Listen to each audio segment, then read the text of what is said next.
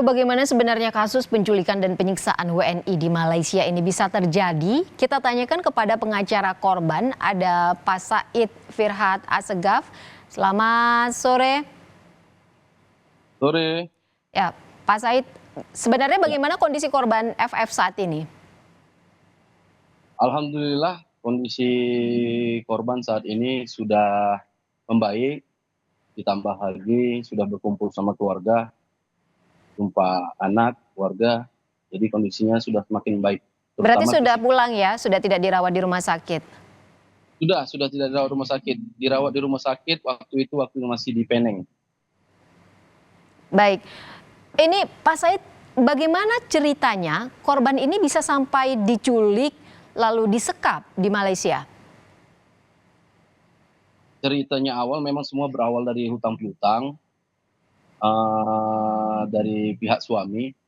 Namun hutang itu waktu 2 tahun yang lalu, masa pandemi, singkat cerita sang istri memang bekerja sering sebagai jasa titip, bawa barang dari Indonesia ke Malaysia, pesanan dari Indonesia, dari Malaysia bawa ke Indonesia, seperti itu.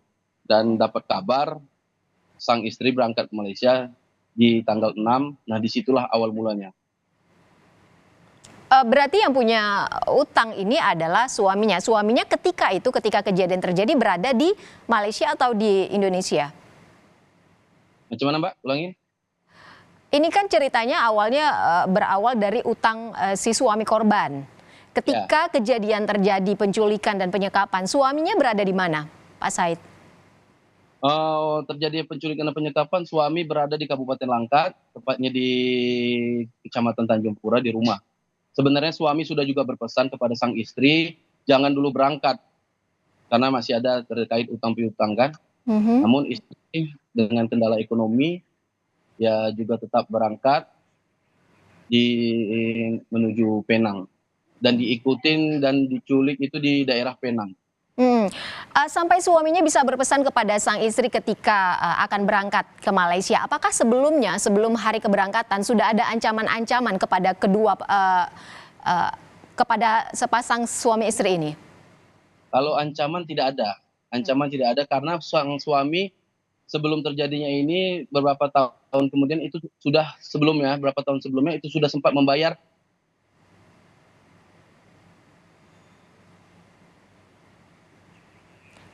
Pak Said?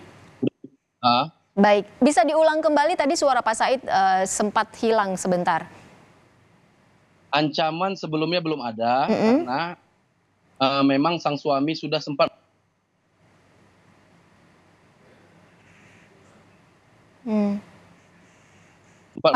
sempat membayar pokok dari hutang piutang tersebut. Jadi tidak ada ancaman-ancaman, namun sang suami ada kekhawatiran karena memang belum membayar melunasi bunga dari hutang piutang tersebut gitu. Pak Said, siapa sebenarnya pelaku yang mengotaki penculikan korban ini? Ya Mbak?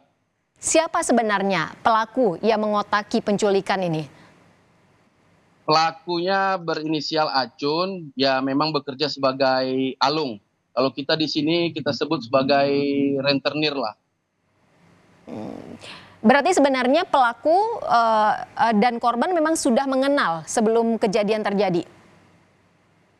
Ya mengenalnya itu melalui salah satu teman pelaku yang ada di Malaysia juga, warga negara Indonesia, yang menyarankan untuk mengambil pinjaman ke pelaku gitu Mbak. Lalu seperti apa kelanjutan penanganan kasus ini, Pak Said?